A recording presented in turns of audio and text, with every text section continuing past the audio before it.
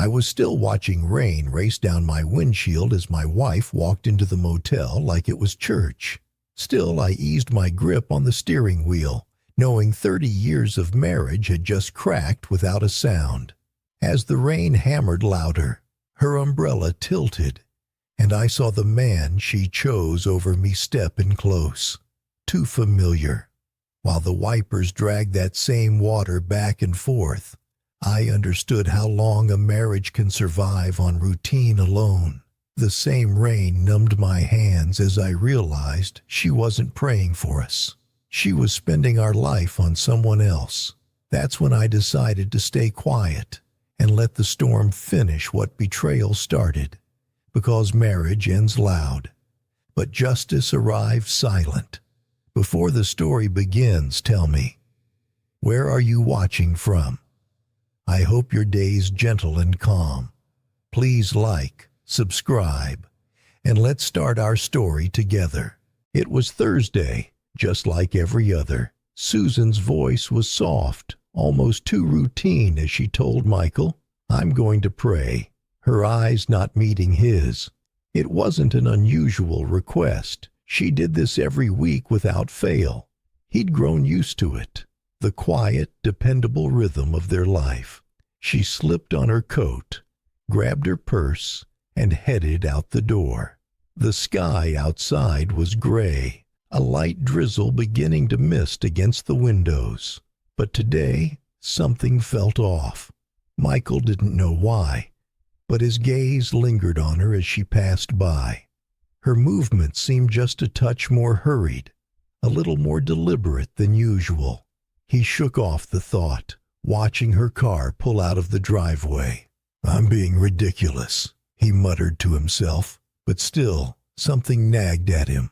That small seed of doubt planted somewhere deep. The rain picked up in intensity, the soft tap against the glass growing louder, until the entire world outside became a blur. Michael looked outside again, the storm now turning the street into a muted wash of gray. He grabbed his keys, the action almost automatic. He wasn't sure why, but before he knew it, he was in his car, starting the engine, following her. 30 years of marriage, and this was the first time he'd ever thought to question where she was really going. He couldn't shake it, that feeling in his gut, telling him to follow. She didn't turn toward the church. Michael's pulse quickened as her car veered off the main road. It wasn't the usual route. Instead, she turned sharply toward an old, fading motel on the outskirts of town. His mind raced, trying to find a reasonable explanation. Maybe she'd stopped for something, maybe a detour. But as he kept a careful distance behind her, the doubt grew heavier. He parked farther down the street, behind a row of trees, his eyes fixed on the motel parking lot. The rain had turned into a downpour, the windshield wipers barely able to keep up with the sheets of water blurring his vision. Her car stopped near the far corner, and Susan got out, moving slowly, almost as if she wasn't trying to hide. Michael's heart thudded. He told himself to stay in the car, to not overreact, but it was impossible to ignore the tension building in his chest. He had no right to be here, no right to follow her, but it was too late now. His fingers tightened on the steering wheel. What was she doing here? Was this just a slip? Or had something deeper been going on all this time? He watched as Susan disappeared into the motel, the door swinging shut behind her. The world outside felt eerily quiet, the rain the only sound, pounding against the roof of the car. Michael sat still, not knowing how to feel. Betrayal? Fear? Something deeper than either of those. He couldn't bring himself to confront her. Not yet. Instead, he just watched, waiting. His heart wasn't racing with anger. It wasn't racing with anything he could name. It was just a heavy, suffocating feeling, the weight of truth pulling him deeper into something he couldn't yet understand. For the first time in his life, Michael felt like he didn't know his wife at all. Michael sat in the car, rain pelting the windshield, as Susan's car parked behind the motel. It wasn't the usual church lot. She didn't even make a move to head inside immediately. She just sat there, staring out of the window, her fingers resting lightly on the steering wheel. Michael's heart began to race, but he didn't move. He told himself to stay calm, to give her the benefit of the doubt, but something felt wrong. She reached for her phone, tapping the screen repeatedly. It wasn't the kind of focused attention one gives to a prayer list. No, this was something else, something far more mundane, more secretive. Michael's mind raced, trying to justify it. Maybe she was checking a message. Maybe she was waiting for the rain to pass. Then, a second car pulled into the lot.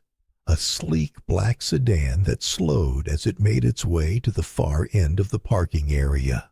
The rain made everything feel muffled, but Michael could see the silhouette of a man stepping out. His first instinct was to squint, trying to make sense of the figure, but the rain blurred his vision. Susan didn't hesitate. She got out of the car and walked toward him. The man was taller than Michael, but that didn't matter. What mattered was the way Susan greeted him. She moved toward him easily, as if this was normal, as if this wasn't the first time. Her body language spoke volumes. She wasn't just meeting an acquaintance. She was meeting someone familiar, someone she knew well. Michael felt something cold settle in his stomach. He stayed still, the weight of what he was seeing slowly sinking in. He didn't feel anger at first, not yet, but he felt something, a sharp, icy clarity. This wasn't a one-time mistake. This wasn't an accident. This was something deliberate, something planned. The man took Susan's hand, and she didn't pull away.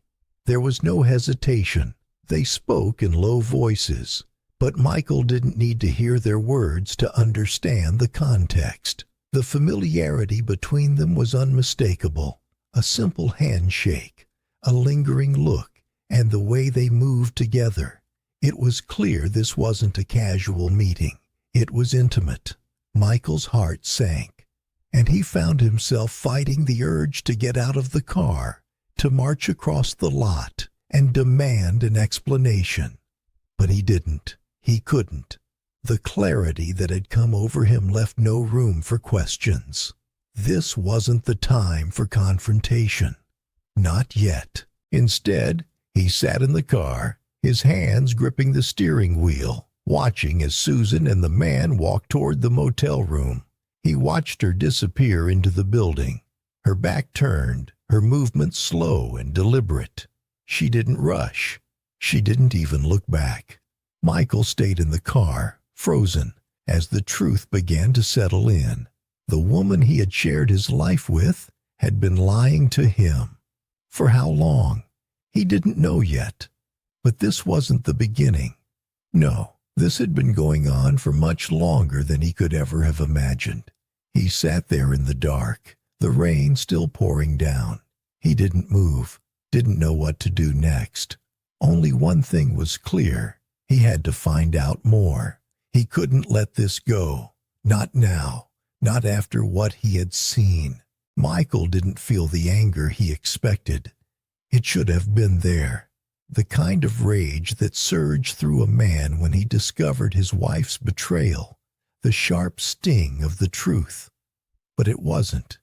Instead, a strange calm settled over him, cold and calculating, as he sat in the car, watching the motel entrance through the rain-soaked windshield.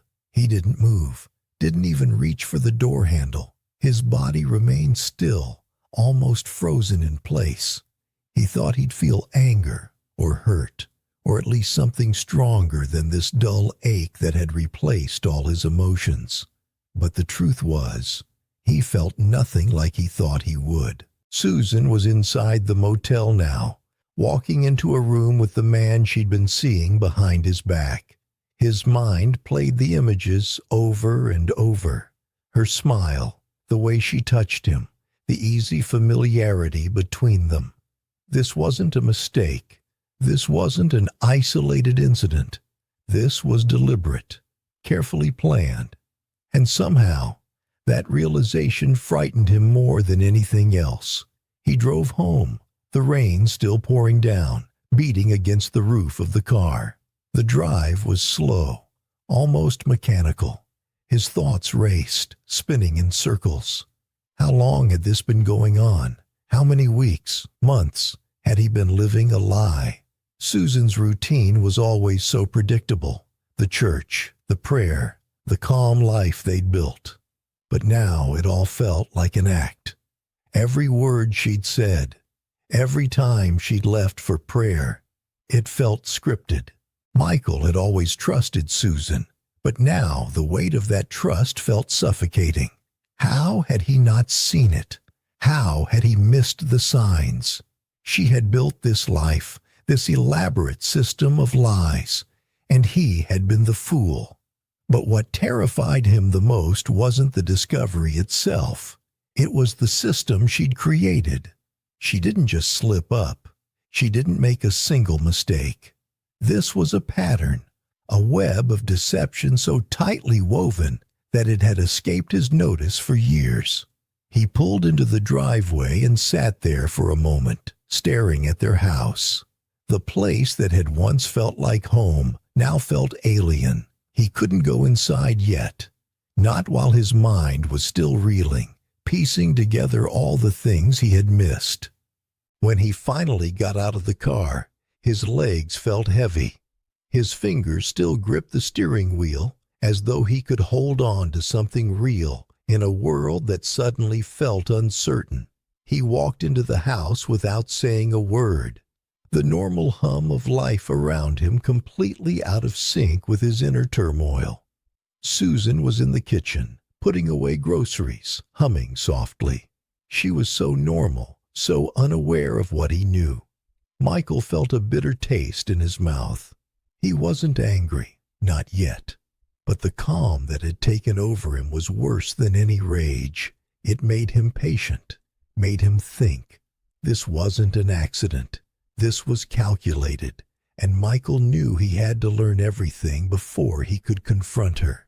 He couldn't act in haste, not with something this deep. He needed to understand her lies fully. He needed to see how far this went. He stepped into the kitchen, his footsteps soft. Susan didn't look up, still caught in her routine. Michael didn't know what to do next, but he knew one thing for sure. He would learn before he acted. He wouldn't make the mistake of rushing. Michael sat quietly at the kitchen table, the faint light from the lamp casting shadows on the bank statement spread out in front of him. He scanned the rows of numbers slowly, deliberately. At first, the withdrawals seemed ordinary, small amounts, just a few $100s here and there. But then, his eyes caught the pattern. Every week at almost the same time, a withdrawal, a consistent flow of money leaving their joint account, with no clear explanation. He'd always trusted Susan to manage their finances. She was the one who handled the bills, kept track of the bank statements, and made sure everything ran smoothly. It had never occurred to him to question her until now. Now, every withdrawal, every small transaction felt like a weight pressing down on him. His thoughts drifted back to the last few months. Susan had always been a bit distracted. Yes, but that wasn't unusual. She'd been busy with church events, helping with Emily's school projects, and everything in between. But the more Michael thought about it, the more her behavior started to seem less like harmless distraction and more like something deliberate. The late-night phone calls, the constant checking of her messages when he wasn't looking. It was all adding up now. He reached for his phone, hesitating for a moment before unlocking it. The way Susan had been glued to her device lately, the way she seemed to be keeping conversations hidden, suddenly made sense.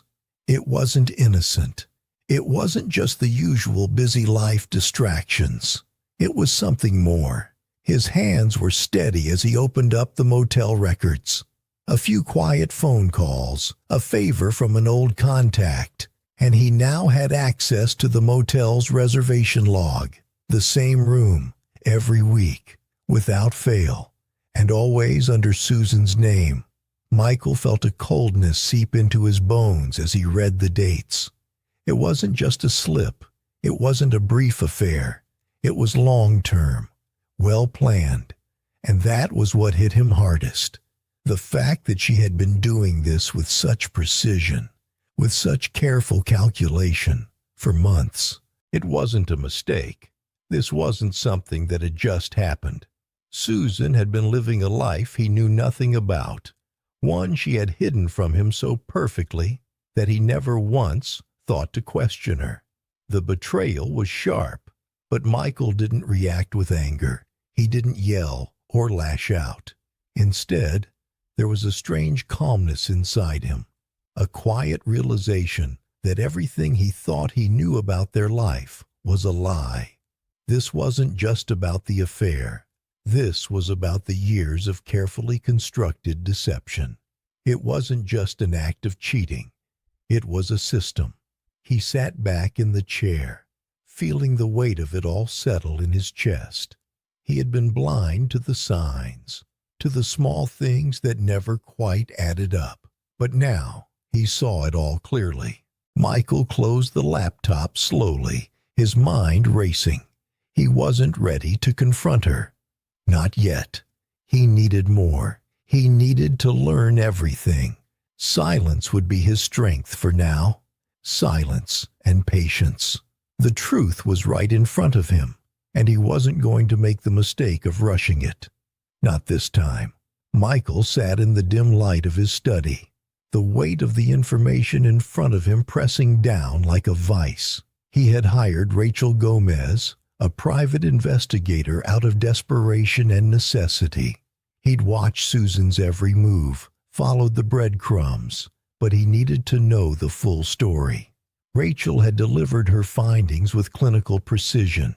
The man Susan had been meeting at the motel, the one Michael had seen through the rain-soaked windshield, was Paul Reynolds. The name alone didn't mean much at first, but as Rachel continued, the pieces of the puzzle fell into place. Paul Reynolds was a man with a history, a bad one.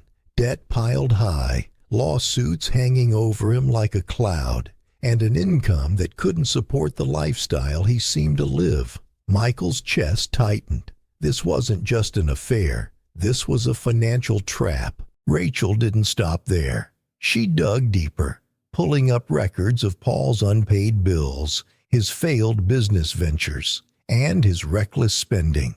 But it wasn't just Paul who was responsible. Susan had been paying his debts. Over the past several months, her checks had gone directly to cover his expenses, his medical bills, his legal fees, and more. Michael felt a sickening knot tighten in his stomach. This wasn't just emotional betrayal. It was financial. The money he had worked for, the savings they had built together, had been spent on this man, this stranger who had no right to be in their lives. The motel stays lined up perfectly with Susan's prayer schedule. Every week on the same day she had checked into the same room, the same motel. Michael thought back to the withdrawals, those small, frequent amounts that had seemed innocuous at the time. But now he understood. The money wasn't going toward a weekend retreat or a charitable cause. It was funding a secret life, one that had been carefully hidden from him for far too long. He rubbed his face, his mind spinning. The realization settled heavily over him, but it was the cold, calculating clarity that terrified him. This wasn't a mistake. This wasn't a brief affair. This was a long-term, systematic betrayal that Susan had orchestrated. She hadn't just betrayed his trust. She had used their shared finances to prop up a man who was nothing more than a parasite. Michael leaned back in his chair, staring at the numbers and dates Rachel had provided. The anger that he thought would come, the rage he thought he would feel, hadn't arrived. Instead, there was only a deep, steady resolve. He couldn't confront her yet. Not until he knew everything. He had to understand just how deep this went, how much more was hidden. As he stood up from the desk, the weight of the betrayal felt overwhelming. But Michael knew one thing for sure. Silence was now his greatest weapon. Patience, too. He would wait. He would watch. And when the time was right, he would make his move. For now, though, he had to gather more. There was more to uncover, and he wasn't going to stop until he had the full picture. The endgame had begun, and Michael was ready. The days after Michael's discovery were a strange kind of calm. He moved through their home as if nothing had changed, his routine as quiet and predictable as Susan's. Every evening he sat at the dinner table, smiling at her as she talked about her day. He asked about her time at church, her prayer sessions. She answered the same way she always had, casually, with a soft smile. And Michael? He acted like he believed her, just as he always had. Susan, for her part, seemed completely unaware. She had no idea that Michael had peeled back the layers of her life, that the truth she thought she had hidden so well was now painfully clear. She was going about her days with the same confident ease, assuming everything was fine.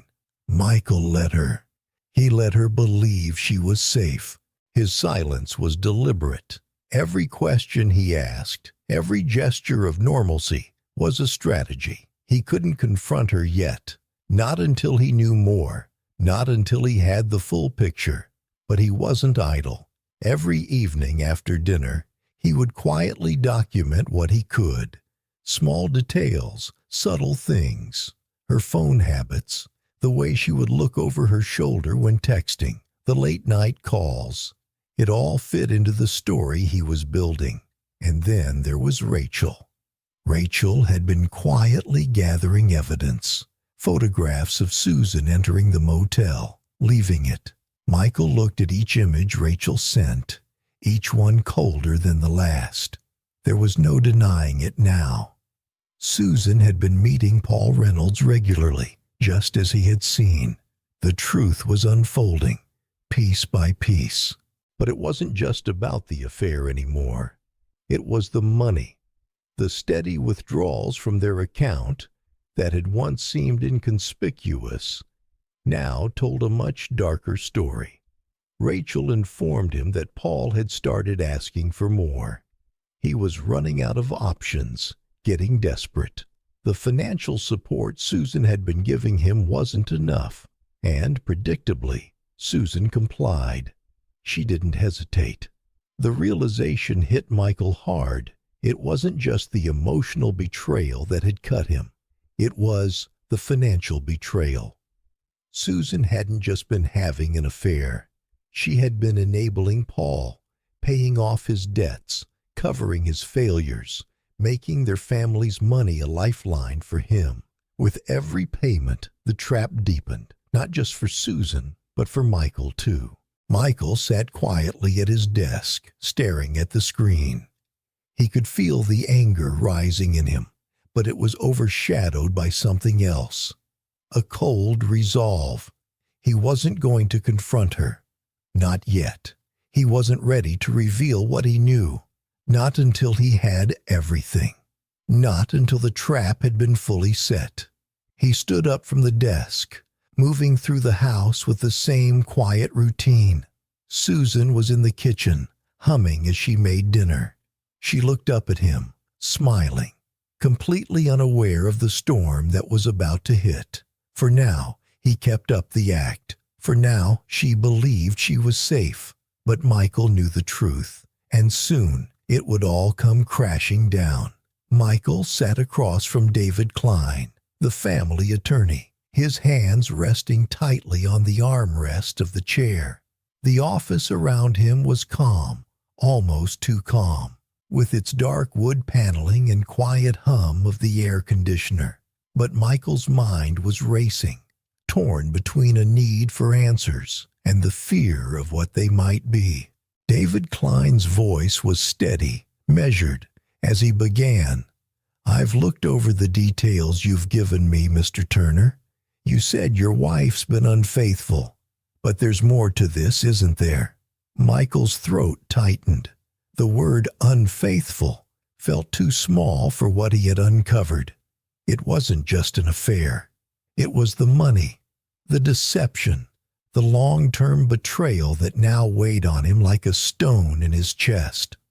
"Yes," Michael said, his voice steady. "There's financial betrayal, too. She's been using our joint account to cover a man's debts, a man named Paul Reynolds." Klein nodded slowly, his eyes scanning the paperwork.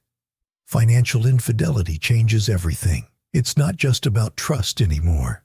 This is about control, manipulation. If she's been funneling money to this man, she's been hiding assets. That puts you at a significant disadvantage if you move forward without preparing." Michael exhaled, his mind flashing back to the steady withdrawals, the payments Susan had made without explanation. The small amounts that had once seemed unimportant now felt like a massive betrayal. But this wasn't just about the money. It was about everything she had hidden from him. "What does that mean for me? What do I do now?" David Klein leaned forward slightly, his tone clinical. "First, we need to protect your assets. Your wife's actions indicate that she may try to hide more funds, even move assets around. You need to act swiftly, but without alarming her. If she suspects, she'll start covering her tracks." Michael's stomach churned. He hadn't wanted to think about it in those terms. His own wife actively deceiving him. But he couldn't ignore it. "So, what's next?" "Next, we begin preparing. We'll need to document everything. Bank records, hotel stays, any evidence of her payments to Paul Reynolds. We also need to ensure that no more funds are moved or hidden before we file for divorce. I would advise patience, Mr. Turner. This is delicate. Patience." The word sat in Michael's chest like a weight. How could he be patient when every day felt like another layer of deception? But he knew Klein was right. He had to play this carefully. "How long should I wait?" "At least a few weeks. Maybe longer. The timing is crucial. You need to gather as much evidence as possible before making a move. If you rush, you risk losing everything." Michael sat back, the anger that had been simmering under the surface now growing cold. He had to wait. But for how long? The knowledge of Susan's betrayal felt suffocating. Still, he nodded. "I understand." David Klein stood, offering his hand. "We'll take it step by step. Trust the process." Michael shook his hand, the weight of the decision hanging in the air between them. As he left the office, he knew the hardest part was yet to come. He would have to wait, play the part of the oblivious husband a little longer. But soon the time would come to take control, and when it did, he would be ready. The conversation about refinancing came out of nowhere, a seemingly innocent comment from Susan that instantly made Michael's pulse quicken. They were sitting in the living room, her usual cheerfulness masking the tension that had started to creep into her voice. "Michael," Susan said, her eyes not meeting his as she flipped through a magazine. "I've been thinking about refinancing the house. With the rates low right now, we could free up some money." Michael's gaze sharpened.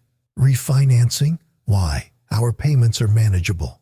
He knew exactly why she wanted it, but he pretended not to. He had to see if she'd show her hand. "It's just—" Susan hesitated, glancing at him briefly.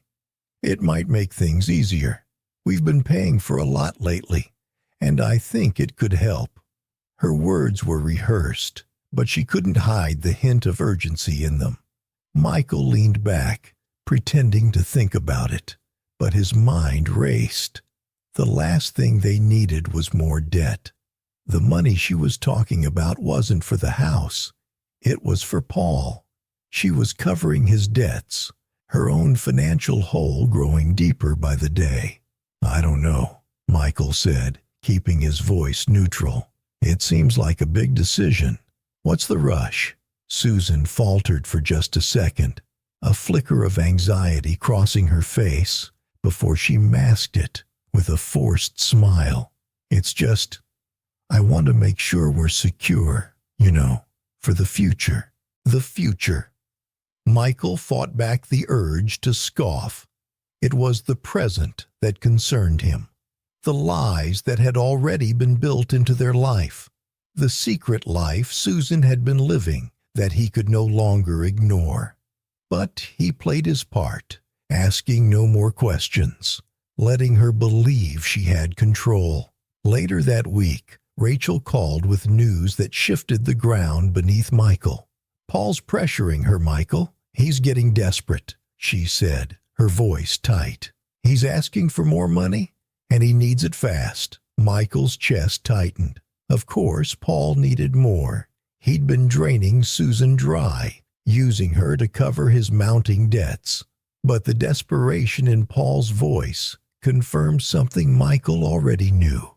Susan was now fully entangled. She was paying for Paul's mistakes, fueling a cycle that she couldn't escape without consequences.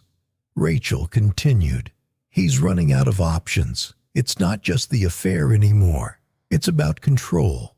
He's controlling her through the money." The words stung. Susan had gone from being the victim of an affair to the perpetrator of financial betrayal. Paul's manipulation was now intertwined with every part of her life. She had become complicit, and Michael's heart sank with the realization that she didn't even see it. Michael's mind raced. This wasn't just about emotional betrayal. It was about trust. Trust that had been shattered in ways he couldn't easily fix. But it wasn't time to act yet. He needed to wait, to let Susan dig herself in deeper. The lies had become too expensive now, and Michael knew that when the time came, he would be ready to take back control. For now, he continued his quiet observation. The trap was tightening, and Susan, completely unaware, kept pushing for refinancing. Each step she took, each anxious plea she made, pulled her deeper into the web.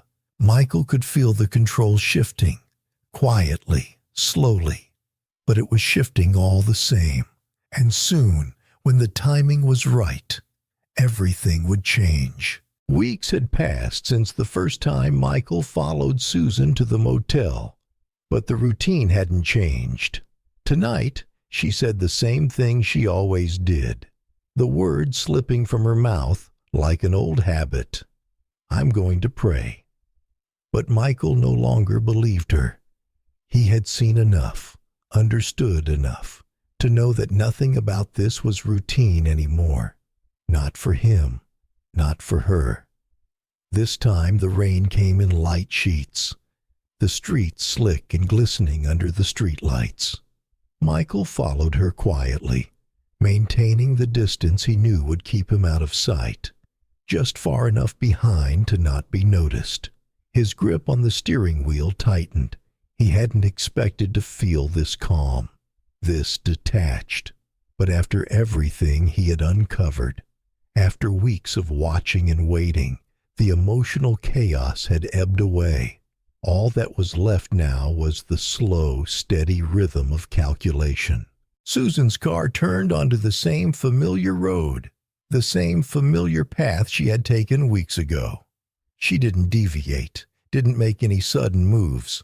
Michael's pulse didn't spike as it had before, no surge of anger or heartbreak.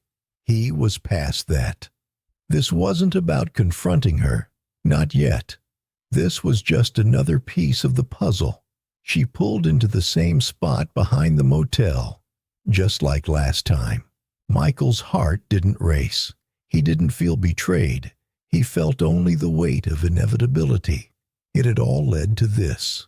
Nothing had changed since the last time he'd been here, only his perspective. The truth was no longer a wound. It was just a fact. His phone was in his hand, and his thumb moved with precision, tapping the screen to record the license plate of her car. He took his time, not in a hurry, not filled with any emotion, just observation, documentation. He knew Rachel was watching from the other end, gathering more evidence, but Michael wasn't relying on that alone.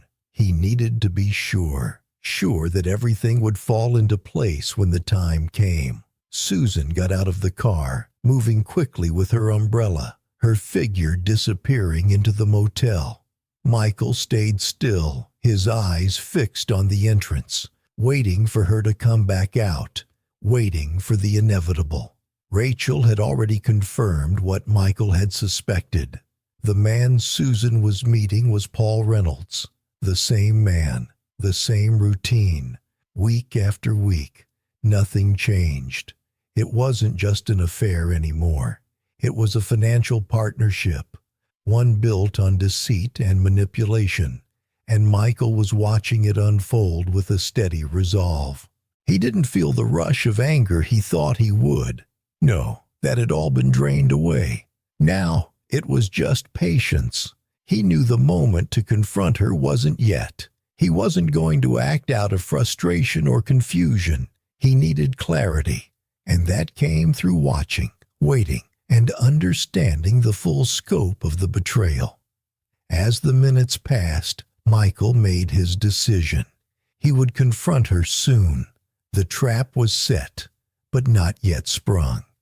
The confrontation would come at the right moment, when everything was in place, and the lies were exposed for what they were. For now he stayed in the car, the rain still falling, the quiet anticipation building. The silence between them would soon be broken. But not yet. Not yet. It had been a few weeks since Michael had watched Susan slip into the motel with Paul. His patience had turned into something colder. He was no longer consumed by grief or anger. What remained now was a quiet resolve, a need to gather every piece of evidence before confronting her. But tonight, something changed. Susan walked in late as usual, her smile a little too bright, her movements a little too rehearsed. "I made it to prayer tonight," she said, almost too casually, setting down her purse on the kitchen counter. Michael looked up from his coffee. "Really? I thought the special church event was next week, the one with the guest speaker." Susan froze for just a fraction of a second. The smile faltered, but only for a moment. "Oh, no, it was this week. I must have gotten the dates mixed up." She laughed, a little too quickly. "I was just eager to get there." Michael's heart tightened. It was a small slip, one that most people wouldn't notice, but he did. She had lied.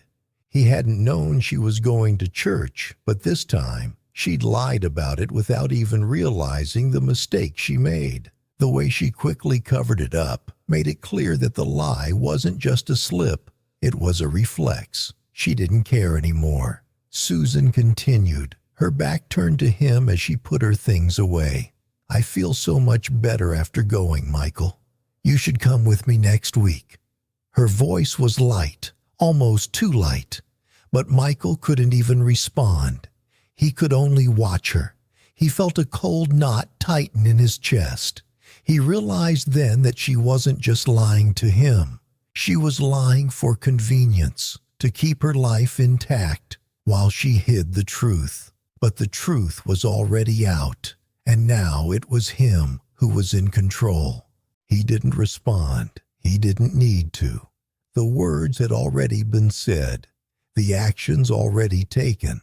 Susan had stopped trying to protect him, to protect their marriage. She had stopped pretending. Later that night, when Susan had gone to bed, Michael sat down at his desk, staring at their joint bank account. His hands moved without hesitation, logging in and preparing the asset freeze. He had been gathering evidence, But now it was time to take the next step. He couldn't let her drain any more of what they had worked for. His phone buzzed. It was Rachel. "Paul's getting desperate," she said. "He's asking for more money. Fast. He's moving quickly now." The confirmation hit Michael harder than he'd expected. The web was tightening, and Susan was still oblivious to the trap she was in. She had no idea what was about to happen. Michael's finger hovered over the phone, dialing David Klein. "Activate the freeze," he said, his voice steady. "Everything." The lawyer's response was immediate, confirming the move. The clock was now ticking. Michael felt something shift inside him. The moment was coming. Soon the confrontation would happen, and everything would unravel. But not yet. He'd wait a little longer. The trap had been set. Michael sat at his desk, staring at the screen as the command to reroute their joint accounts went through.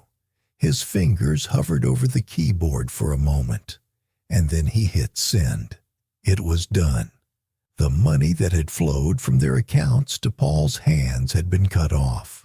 He had made the decision weeks ago, and now, with everything in place, he felt a quiet sense of finality wash over him.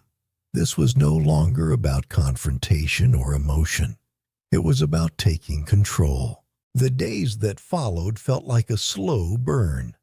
At first, nothing happened. Susan didn't notice the missing funds, didn't seem to realize that her usual transfers were no longer going through. Michael kept a watchful eye on the bank alerts, waiting for the moment when the cracks would begin to show. It didn't take long. The first failure was subtle, a missed payment to Paul. Michael saw it in the alerts on his phone and felt his pulse quicken. He didn't react, but he could feel the tension begin to build.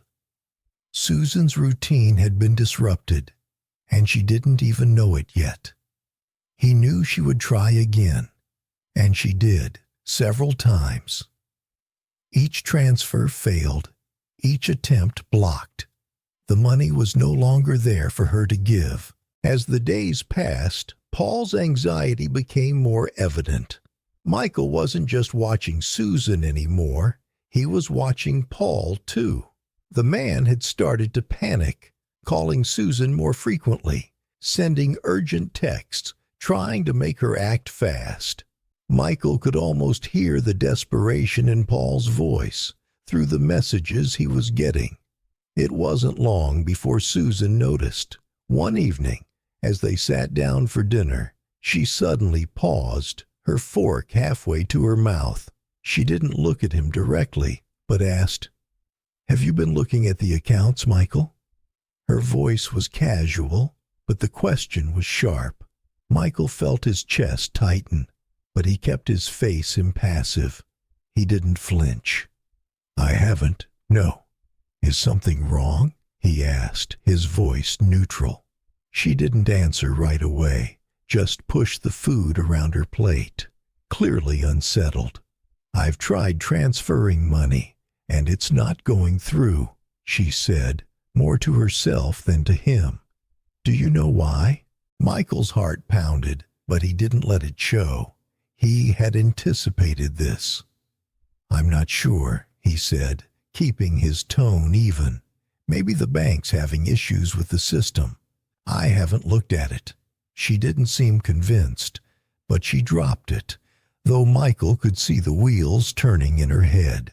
She was starting to piece things together, but she wasn't ready to confront him yet. Not directly.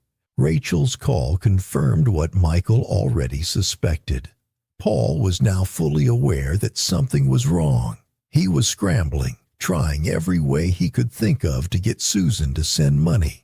But the more he pushed, the more desperate he became. As Michael sat in the silence that followed, he couldn't help but feel a sense of calm. The pressure was building, and it was no longer his problem. The trap had been set, and now it was just a matter of waiting. The confrontation would come, but not yet. For now, he stayed silent, letting the tension grow, knowing the moment would come when Susan would have no choice but to face the truth. The tension had been building for days, and it finally broke over dinner. Michael watched Susan, her eyes too bright, her movements too calm. She had been acting differently lately, distant, yet overly composed. The weight of everything he knew sat between them, but he had said nothing. He couldn't. He needed to gather more first. But tonight, she finally asked the question he had been waiting for. "Michael," she said, her voice carefully casual, "why is money so tight lately? I feel like every time I check the accounts, things are just tighter." She looked at him then, her expression a bit too innocent, a bit too practiced. Michael didn't flinch. He knew the words were coming. The question wasn't about concern. It was about distraction. He kept his voice even, hiding the edge of what he felt. "Not sure," he replied, his eyes locked on hers. "Maybe we've been spending more than we realized. Are you tracking the bills?" Susan's gaze flickered for a second, but she recovered quickly. "Of course I am. But I've noticed there have been withdrawals I don't remember making, large ones. It feels like something's missing." Michael's stomach tightened. She had just come close to the truth, but she didn't realize how close. He didn't respond immediately. Instead, he reached for his glass of water, taking a long sip. His mind raced, but his face remained calm. "Well," he said slowly, "I guess it's time we take a closer look at our spending. Maybe I can help you figure out what's going on." Susan looked relieved for a split second, as though she had expected him to lash out. Instead, she smiled faintly, her posture relaxing. "I think that's a good idea. It'll be fine. It's just temporary. Things will settle soon. But I need you to trust me, Michael. I've been managing everything. I just need you to trust me for a little longer." Trust. The word settled heavily between them. Michael felt the weight of it, the cold recognition that it was the lie she had told him so many times before. She was so practiced at it now, so smooth. She could weave these words so easily that he almost believed them. Michael met her gaze, his voice low but steady. "I trust you, Susan. I'll help, though. I'll fix things." Her face softened in relief, and she smiled at him, the tension leaving her body as she reached for her wine glass. She hadn't noticed the crack in her story, the lie she'd slipped in so easily. But Michael saw it. He saw how seamlessly she had continued this charade, how effortlessly she had drawn him in. For now he stayed calm, but the truth was already sinking in. The trap had been set, and it was deepening. Michael had made his move. He had turned the tables, and Susan had no idea how much further it was about to go. As she relaxed, Michael felt the weight of what was to come settle over him. The truth would be exposed, but not yet. Not until he was ready. Michael was just finishing his dinner when the phone rang. Unknown number. He picked it up without hesitation, his heart skipping a beat. "Michael Turner," a distorted voice said, deep and cold. "You don't know me, but I know everything about you." Michael's grip tightened on the phone. His instincts told him it was Paul. "Who is this?" he asked, his voice calm, but his pulse quickened.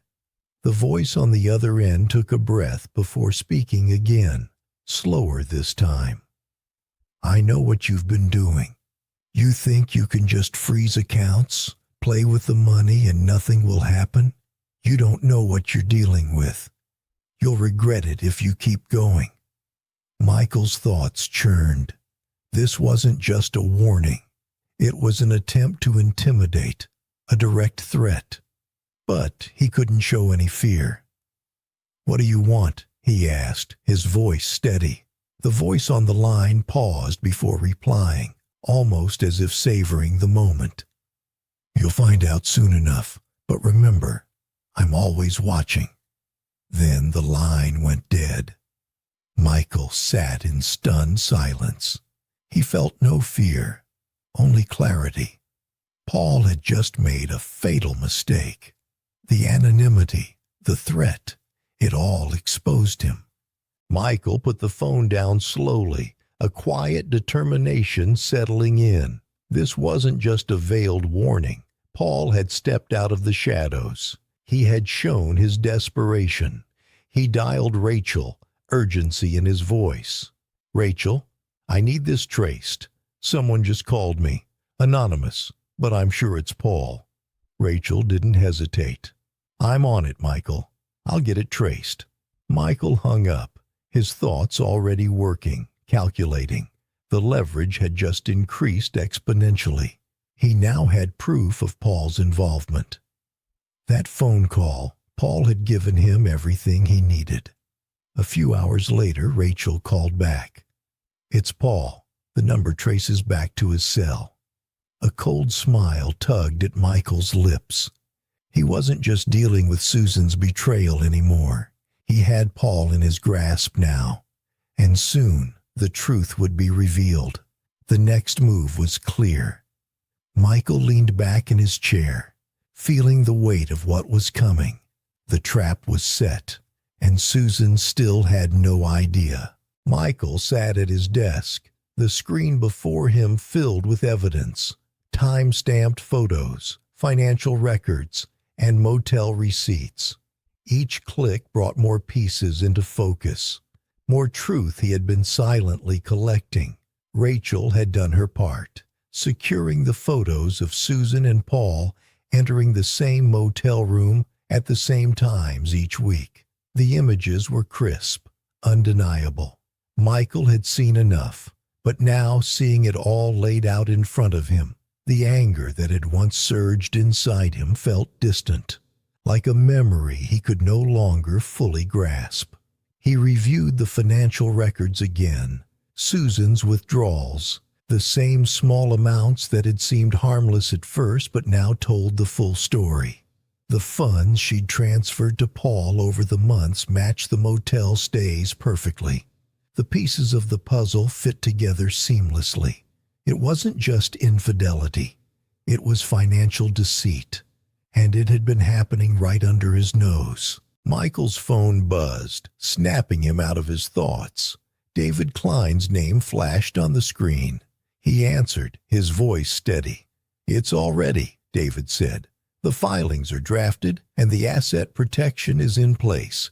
We can proceed whenever you're ready." Michael took a moment, his mind working through the details. The divorce terms were clear. The evidence was irrefutable. He had everything he needed to take control, to make Susan face the consequences of her actions. The financial restitution he would demand, the division of assets, it was all in his favor. This wasn't about revenge. It was about reclaiming what was his. David continued, "You just need to sign the documents. We can file at any time." Michael didn't need to think twice. "Let's do it." He ended the call and stared at the evidence one more time. No emotion clouded his judgment. The time for anger had passed. This was strategy now.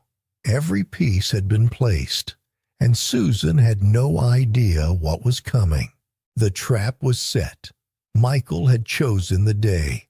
When it came, there would be no turning back. He wasn't sure how she would react, but he knew this. She would face the truth, and he would be the one to reveal it. The clock was ticking. The moment was coming. The room felt suffocating as Michael stood in front of Susan, the weight of everything he knew pressing down on them both. She had walked in with her usual smile, her eyes gleaming as if nothing had changed. But tonight, everything had changed. Tonight, the lies would stop. "Susan," Michael said, his voice calm but steady, "I know where you've been going." She froze mid-step, her face paling, the mask slipping for the briefest moment. "What do you mean?" she asked, trying to recover, but her voice lacked its usual confidence. Michael leaned forward, his eyes locked onto hers. "The motel, the same one, room 213. He let the words hang in the air. "I've been watching. I know everything." Susan took a step back, her breath catching. The calmness in his tone unnerved her. She opened her mouth, but no words came out. "I've seen the photos, Susan," Michael continued, his voice still low, but now tinged with something cold. "I know you've been meeting Paul Reynolds every week, same room, same time." Her eyes darted away, unable to meet his gaze, and her hand instinctively gripped the doorframe. She was unraveling, and she knew it. "Please," she whispered, her voice cracking. "I didn't mean for it to happen like this. I never wanted you to find out." Michael's gaze didn't soften. "You didn't want me to find out? That's your excuse?" He took a step forward, closer now, his presence commanding. "The truth is, Susan, I've watched you for months. I know what you've been doing. I know where you pray." Her eyes widened at the words, the last of her defenses crumbling. Michael didn't flinch, didn't show the anger that had once simmered so hot inside him. "Paul's name is all over your lies now, and I'm done being the fool." Susan collapsed to her knees, her body racked with sobs, her hands trembling as she reached for him. "Michael, I'm sorry," she cried. "Please forgive me." Without a word, Michael pulled the divorce papers from his jacket pocket and laid them in front of her. "This ends now. Sign the papers." She looked up at him, her tears blurring her vision, but Michael's face remained unchanged. The trap had closed, and Susan had no way out. Michael sat at the kitchen table, the divorce papers now filed, the weight of the decision sinking in. He had imagined this moment countless times, Susan pleading, the anger boiling over, a dramatic confrontation, but none of that had happened. Instead, there had been silence. She had signed the papers without a word, her hands trembling, but no outburst, no tears, just an empty acceptance of what she had done. It wasn't revenge that Michael felt, but something colder, just consequences. The financial restitution had been set in motion. Every cent Susan had siphoned off for Paul was accounted for, and the terms were clear. She would pay. Rachel had been relentless, ensuring everything was documented. Every withdrawal, every payment, it was all there, neatly compiled. Michael wasn't angry, not anymore, but he had made sure that Susan would never get away with it, not without consequences. Paul, meanwhile, was now facing his own trouble. His debts were mounting, creditors closing in. Michael hadn't done anything. He didn't need to. He had quietly ensured that the evidence of Paul's financial irresponsibility, the money he'd received from Susan, would make its way to the right hands. The rest was up to Paul to unravel, and it was happening faster than Michael had expected. There would be no way for Paul to wiggle out of it. No one was coming to his rescue now. Susan, on the other hand, was already losing everything. The accounts were frozen. She had no access to their joint funds anymore. Michael had taken everything back, everything she had stolen. The house felt emptier now, the silence between them thickening by the day. She no longer had control of anything. Michael didn't say a word to her. There was nothing left to say. She had already been told. The consequences of her actions were now unfolding, and all he could do was watch. The revenge he had once imagined seemed hollow now, unnecessary. The punishment was in the silence, and the silence was deafening. Soon Susan would realize that there was no escaping the fallout, But Michael had no need to remind her. Everything had already been set into motion. The trap had been sprung, and there was no turning back. Michael sat across from Emily, the folder containing the truth laid between them. He had never wanted this moment, never wanted to see his daughter's face when the lies were exposed. But the silence had stretched too long, and Emily deserved to know. She deserved the truth. "Dad?" Emily asked, her brow furrowing, sensing something was off. "What's going on?" Michael exhaled slowly, trying to steady his racing heart. He hadn't anticipated how hard it would be to break this news, even though he had known it was coming. "Em, you need to know something," he began, his voice calm but firm. "About your mom, about everything." Emily's eyes darted to the folder, and without waiting for permission, she opened it. The moment her eyes landed on the photos of Susan and Paul, her face twisted in disbelief. She flicked through the pages, each one another piece of a puzzle she had never asked to solve. "What is this, Dad?" Her voice shook slightly, as though she didn't want to hear the answer. "Why are you showing me this?" Michael leaned forward, his voice steady. "This is the truth. Your mom's been lying to both of us. She's been seeing Paul. She's been using our money, our savings, to support him." Emily froze, her eyes wide as the reality settled in. "No, I can't believe this," she whispered, her voice barely audible. Michael felt his heart break for her. "I know it's hard to understand. I didn't want to hurt you, but I couldn't hide this from you anymore. You need to see the truth." She looked at him, searching for something to hold on to. "But she's my mom. She's always been there for me, Dad. She can't be this person. I don't want to believe it." Michael's voice softened. "I don't want to believe it either. But the truth is right there." He pointed to the papers. "It's not about who's right or wrong. It's about seeing things for what they are." Emily wiped her eyes, still shaking her head. "But she's still my mom. I can't just turn on her." Michael nodded, his voice quiet. "I know, Em, but you don't have to turn on her. You just need to see the truth, that's all." Emily took a deep breath, her hands shaking as she set the folder down. "I need time to process this, Dad." Michael watched her, a quiet relief filling him. The truth had been told. They would move forward, together, no matter how painful.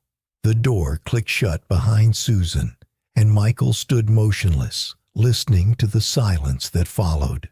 She was gone, just like they had agreed, and yet the house felt heavier than it ever had. The absence wasn't what he had imagined. He thought the emptiness would sting, that he'd feel some sort of weight lifting off his chest, but it didn't. Instead, it was just quiet, a silence that felt too loud, too final. Michael walked through the house slowly, each room now bare in ways it hadn't been before. The furniture was different, shifted around, and her things were gone, small remnants of her life still lingering, but nothing substantial. The photographs they had hung for years, of vacations, family gatherings, moments frozen in time, now felt like relics. He didn't want to take them down, but he couldn't bring himself to look at them either. The house wasn't just empty of Susan. It was empty of everything that had been built between them. The trust, the plans, the shared dreams. He thought the moment of her leaving would feel like a release, but it didn't. It felt like the end of something bigger, something he wasn't sure how to mourn. The house felt different. Not better, just different. Michael spent the rest of the evening rearranging things, trying to create some semblance of order. He moved the couch in the living room, placed a new plant by the window. Nothing drastic, just small shifts. The house wasn't a home anymore, not in the way it once had been. But it would be his again, in time. There was no celebration, no sense of triumph. He hadn't expected fireworks, but there was nothing at all. Just stability, routine. He wasn't angry anymore, just tired. The fight had been fought, and now it was over. The life they'd shared was gone, but he wasn't left with the debris of it. Only space to breathe, to move forward. The silence settled deeper. It wasn't an absence. It was peace. And as Michael stood in the quiet, he realized that for the first time in years, he felt the weight of doubt lift. The house and his life were finally his. The world outside would still be loud, but inside, the calm was his now. Michael watched from a distance, keeping his silence as everything unfolded. The legal pressure on Paul had been mounting for weeks now, and Michael had done nothing but watch it all play out. He knew that Paul's lies had been his downfall, and now the consequences were closing in. It was a slow process, one Michael had planned meticulously. He hadn't needed to get his hands dirty. The world, as it always did, had a way of sorting things out for him. It had started small, threatening letters from creditors, calls that Paul ignored, his finances crumbling under the weight of debts that had always been hidden. Then the emails started pouring in, each one more urgent than the last. But Michael's influence was still in the background, just enough to make sure the pressure stayed steady. It wasn't direct, but it was effective. Paul's world had begun to unravel. Soon the phone calls stopped. Then the visits. Paul had become a ghost in his own life, vanishing from the social circles he had once thrived in. His friends, his connections, everything that had propped him up for years began to pull away. The rumors started. Some whispered that he was hiding. Others said he was simply out of town, dealing with personal matters. But Michael knew better. The man who had been so confident, so manipulative, had crumbled under the weight of his own lies. It didn't take long for Susan to notice. Her phone calls to Paul went unanswered, and when she managed to reach him, his responses were vague, evasive. His familiar excuses, always so calculated, so practiced, were gone. Instead, he made promises that never materialized, delayed answers, and finally, complete silence. For weeks, Susan chased after him, but the more she tried to get him back into her life, the more he withdrew. Michael watched all of it from the periphery, his mind quiet but sharp. He had never intended to ruin Paul. That was never the goal. But he hadn't intended to save him either. As Paul's world collapsed, Michael felt no sense of joy, no satisfaction, only a quiet knowing. It was the inevitable consequence of a life built on lies. Susan, on the other hand, had no such luxury. With Paul disappearing from her life, she was left to face the full extent of the mess she had created. The money she had given him, the lies she had told, the trust she had shattered. It was all coming back to her now. Michael knew Susan was beginning to feel the weight of everything that had been hidden for so long. There was no way for her to escape it now. He saw her, day by day, losing her composure. The phone calls to Paul turned into frantic texts. Then she stopped calling altogether. She began to frantically check her bank accounts, as if searching for some sign that Paul had left her something, anything to hold on to. But there was nothing. The money was gone, the connection severed, and her world began to close in. Michael could sense the shift in her when they ran into each other at the store one afternoon. She hadn't seen him yet, and when he spotted her, he simply observed. Her posture was different, slumped, almost defeated.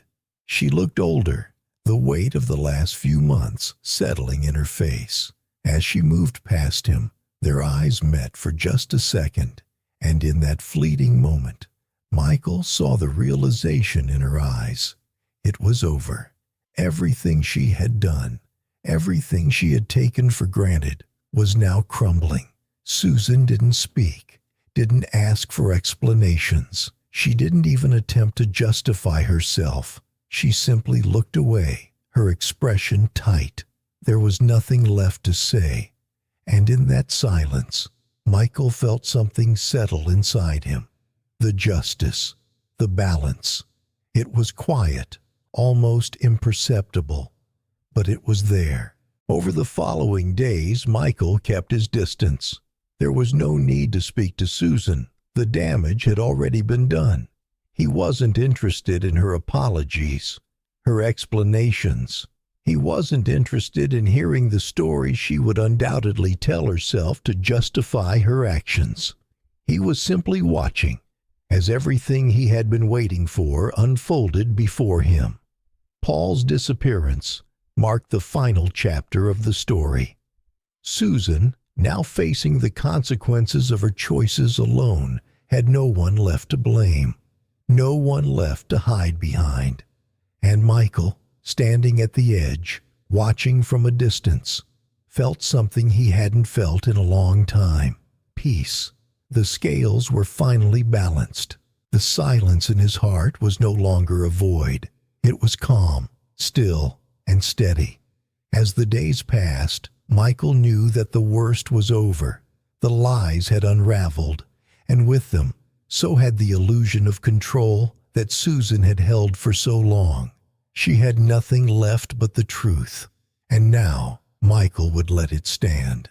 The quiet justice that had come so slowly over the months finally settled around him, and as he turned away from the store, walking back to the life he was rebuilding, the weight that had once pressed so heavily on his chest lifted for the first time. Peace had replaced doubt, and everything felt right. It was Sunday morning when Michael passed the church again. The bells rang out, calling the faithful to worship. For a brief moment he thought of Susan, of all those Sundays spent sitting beside her in the pew, watching her pray with eyes closed and hands lifted. She had always been so sure, so dedicated to the routine. And for years Michael had believed that was enough, that faith was in the words, in the rituals, in the showing up. But today, as he slowed down and glanced at the familiar building, he realized the truth. Faith wasn't in the routine. It wasn't in the words you said every Sunday. Faith was action. Faith was what you did when the world fell apart, when everything you thought you knew shattered. It was about moving, about facing the truth even when it was hard. Michael hadn't acted when he should have. He had let the routine lull him into complacency, believing things would just fix themselves. But when he had followed Susan's car that night, the clarity had come. The truth demanded action, and when he had acted, patiently, deliberately, it had set everything into motion. He didn't stop at the church. He didn't need to. He had learned that true faith wasn't about sitting and waiting. It was about doing. As he drove past, he thought of Susan and the lies, but the anger had faded. The silence was no longer filled with regret or bitterness. It was filled with something else now: peace. He had followed her car, and in doing so he had found himself, and now Michael knew the road ahead was his to walk.